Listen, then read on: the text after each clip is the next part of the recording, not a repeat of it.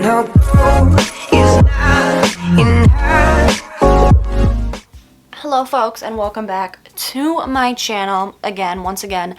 Coming to you live from my bedroom floor is kind of funny, but also like makes fun of my past trauma, as we should. I am going to recount all my horrible college experiences. In case you didn't know, I graduated 9 months ago from the University of Minnesota, Twin Cities. Let's just say it wasn't like the greatest 4 years or 3.5 years of my life because I graduated early. Subtle flex. I mean, it was fine and all. Like, I got my degree, made some great memories, you know, the dealio. When I did graduate, I wasn't exactly crying at the footsteps of my old dorm rooms. I was ready to get out of there. I had fun, I made friends, I got my degree. I do have some pretty funny, uncomfortable situations and horror stories that I would like to share for everyone's entertainment purposes. My first ever frat party. Now, I went to a total of maybe 5 parties in all of my college career. I just like wasn't intrigued by the whole party scene.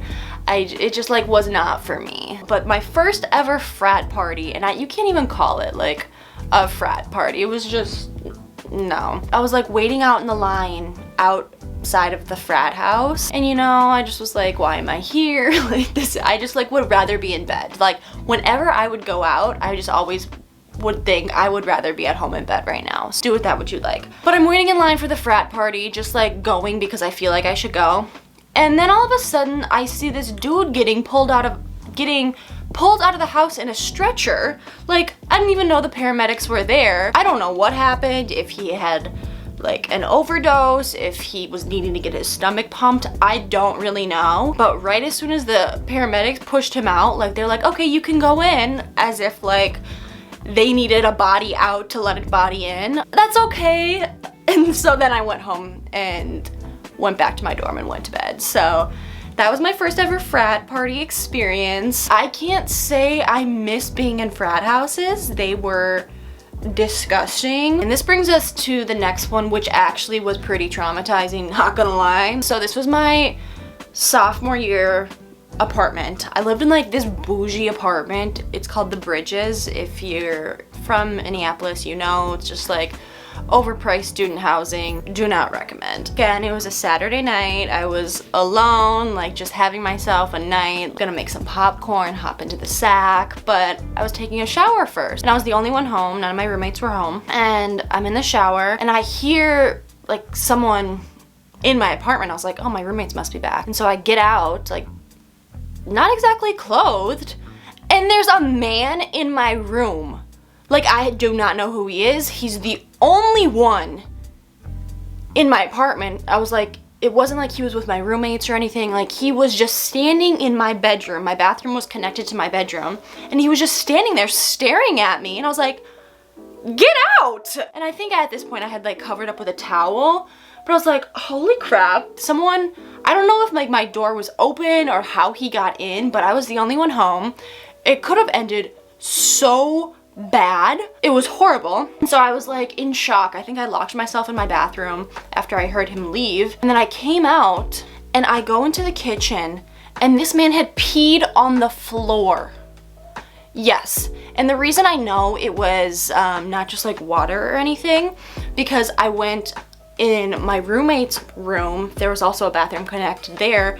There was pee on the floor. And so I don't know if he was just like walking while peeing, but like, you can't make this up. There was pee on the floor. I call my roommates and I'm like, you guys need to get home now. This is just not good. And so they get back like 20 minutes later and we go down and talk to the security man who provides us nothing. Yeah, I can't let you see the security footage of the hallway. I'm like, why? He was like, privacy reasons. I was like, oh, as if a man walking in on me basically in the shower isn't an invasion of privacy. So the security was no help whatsoever. But there was a party going on in like the community lounge, which was right across from our apartment. And so I was like, what if this guy came from this party? My roommates and I walk into this party and I'm trying to see if I can like recognize the dude. Long story short, we couldn't find him. I suppressed that memory, and as I'm telling that story, it's like crystal clear. Yeah, I don't know how he got in, why he got in. I think he was drunk and like thought it was the bathroom, but I don't know. I really don't know. Okay, we're gonna tone it down a little bit and we're going back to my freshman year dorms. I lived in Territorial, which is known as one of like the rowdier dorms, but once again, like I'm in bed during the weekend, like I'm not out. And so it's a Friday or Saturday night, whatever. I'm in my dorm room and I like, go to the bathroom. And this is probably typical for college bathroom dorms, but I just remember like thinking, F my life, because in every single sink, there's either like food, someone like was washing their dishes and there's like food in the sink, or puke in every single sink. And I'm just trying to wash my hands and I'm just thinking like, why? And I'm not that like high maintenance when it comes to, I like things clean, but I'm not expecting it to be like sparkling. But the fact that like each sink is like filled with the contents or the former contents of someone's guts, again, I feel like that's pretty standard for a college dorm. The dorm bathrooms weren't that bad. I just remember that time being the worst instance where it like made me physically ill. Junior year, I think it was like a duplex. I lived off campus, like a mile off campus, and it was in a residential area, but it was predominantly student housing. And this is just an instance of me not being bright. I don't remember the circumstances or how I got myself in this situation, but I just was not, it wasn't an Einstein moment, needless to say. I'm walking home, I had night classes, and so usually I would take the bus home, but in the winter it gets dark so early. And so I'm walking home, literally through this residential neighborhood. There's no street lights. For a solid like 15 minutes alone, I would hold my pepper spray, like I would hold it in my hand the entire time and like be constantly looking around. And I would always be on the phone with my mom when I was walking home. Why I didn't just call an Uber, I don't know. Money wasn't exactly free flowing, so getting an Uber every night wasn't probably part of the equation. That's just an instance of college that I do not miss at all, is walking through like dark, sketchy alleys and neighborhoods at night alone. Again, just I didn't have to put myself in that situation, but I did. Another probably one of my worst college moments and memories, my junior year, spring semester, and I would take the city bus into campus, but I would stand at this bus stop every day, okay? It's like 8 in the morning, it's dead of winter, I'm freezing, just like, I'm not in my prime, okay? I'm waiting at the bus stop, like yada yada yada, and I can see out of my peripheral vision, like a car pull up, and I don't really think anything of it. I'm like, okay, it's broad daylight, there's probably a person around, it's just, I'm not worried. And I like don't make eye contact, but I can see that it's like a Prius, and so, you know, being a Prius driver myself, I'm like, oh, they would never do any harm to others. But I don't make eye contact for like 30 seconds, but they're not going away. And it's not like a stoplight, it's just a stop sign. Like they easily could have stopped and went, but they're there for like 30-45 seconds. I was like, okay, maybe I know this person. Maybe they're like waving and I just like don't look. And that was my like first mistake. And I look up, I like don't even want to say this because it's so traumatizing and disgusting. There's a man probably like 50, 60, not young, staring at me, dead eye contact.